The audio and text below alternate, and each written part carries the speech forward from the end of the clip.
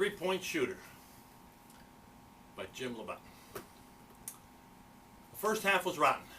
Nothing would fall. I couldn't even dribble or hold on to the ball. I kicked it out of bounds once and dropped it twice. My hands felt so slippery, like a new sheet of ice. So coach took me out. He sat me down for a spell. He looked me straight in the eye and he said, "You're playing like hell. Forget the cheerleaders. Forget the crowd. Get your head in the game, for crying out loud." He was right, of course. I had to admit, I wasn't helping the team. I might as well sit. Some days I'm on, some days I'm not. But I got to keep shooting. Keep looking for my shot. So at halftime, I sat on the floor near the wall, head down, but determined and holding on to a ball. Got to get the feel the tread in my grip. Got to hold on. I can't let this game slip. I got to come out strong when coach puts me in.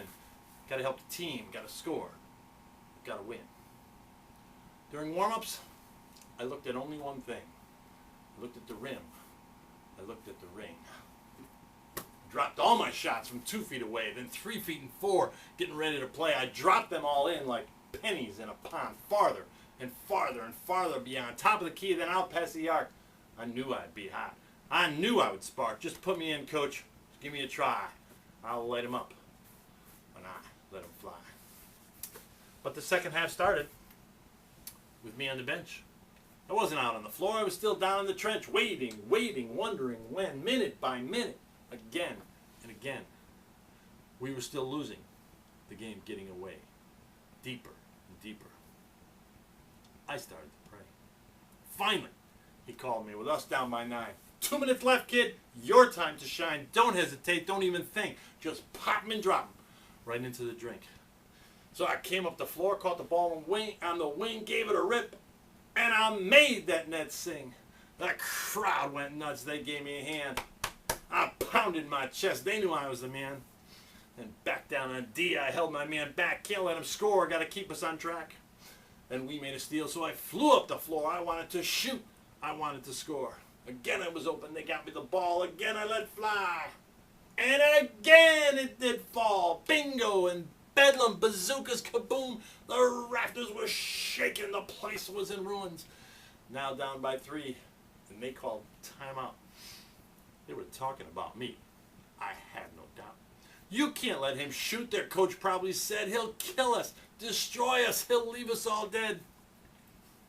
I knew it was true. I knew I was hot. I couldn't miss. I regained my shot. Our coach, he was cool. Just keep shooting, my son. He loved me. He loved me, that son of a gun. But back on the floor, they started to stall. We had to foul. We needed the ball. Their guy cashed in, now down by 5. 10 seconds left, but yet still alive. So I grabbed the rock. I darted. I flew. I danced and I dribbled and I found my way through. I looked up at the rim and I lofted one high. It delicately drifted down from the sky. Yes! They erupted when that one swished through. 5 seconds left, and now, down by 2, we call timeout to set up our press. They sense danger, distraction, duress. You gotta believe, coach yelled at us all. Let's play some D and get him the ball one more time, one last shot. Let's make it a Ripley's, believe it or not. So we held them back. Their long pass was deflected, ball on the floor, and then resurrected. I chased it down. 2 seconds remained. I knew what to do. My thoughts all ingrained. I turned and I fired from out near midcourt. My dagger, my time bomb, my one last retort. Again it was high. Again it was far. Again the crowd froze, locked onto my star. They didn't know. They couldn't tell. They wanted to scream. They wanted to yell. But I knew the outcome. Yes, I knew the score. I waited for the frenzy, the scream, and the roar. My shot drifted down and paid off my debt. Cradling, caressing, touching nothing but net. You heard me right. Things were all set because my shot hit nothing but net. I gave them the moment they will never forget. Nothing but net.